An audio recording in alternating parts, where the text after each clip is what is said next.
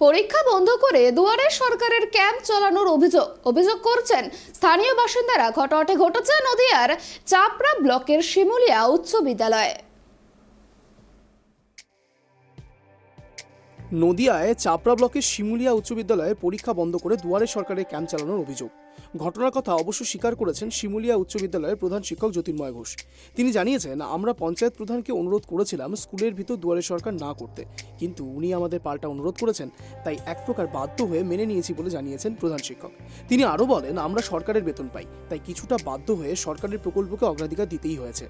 এতে যে স্কুল পরিচালনা ক্ষতি হয়েছে তাও মানলেন তিনি, তবে স্কুল বন্ধ করা হয়নি বলেও জানিয়েছেন তিনি। সমস্ত শিক্ষক শিক্ষিকারা তারা স্কুলে এসছেন, পরীক্ষা নিলে ছাত্রছাত্রীদের অসুবিধা হতো, তাই তাদের কথা মাথায় রেখে পরীক্ষাটা পিছিয়ে দেওয়া হয়েছে। পরীক্ষা বন্ধ বলতে আমাদের রুটিনে আজকে রাখা হয়েছে, কারণ আগেই আমাদের জানা ছিল আজকে দুয়ারে সরকার হবে, প্রচুর লোকজন আসবে। এটা বাইরে হলে পরীক্ষাটা চালাতাম, কিন্তু ভিতরে যেহেতু হচ্ছে সেহেতু পরীক্ষা চালালে আমার পরীক্ষা ডিস্টার্ব হবে ছেলেপেলেদের। এমনি শনিবার আজকে, সেজন্য আমরা সবাই মিলে সিদ্ধান্ত নিই যে তাহলে এটা মাস্টারমশাইরা সবাই আসবেন, পুরোটাই থাকবো আমরা, কিন্তু পরীক্ষাটা বন্ধ থাকবে। এবং এই ব্যাপারে আমি পঞ্চায়েতের প্রধান তাকে আগেই জানিয়েছিলাম যে আমাদের আগের দিনই যে যদি বাইরে হয় ভালো হয়। তো উনি আমাকে বললেন না, ভিতরে করলে আমাদের একটু সুবিধা হয় টাঙাতে।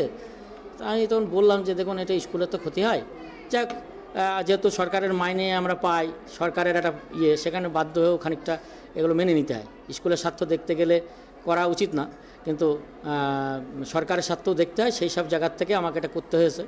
আর কিছু বলার নেই নিয়ে মাস্টারমশাইরাও এ নিয়ে একটু বিক্ষুব্ধ যে পরীক্ষা বাদ দিয়ে এটা হচ্ছে।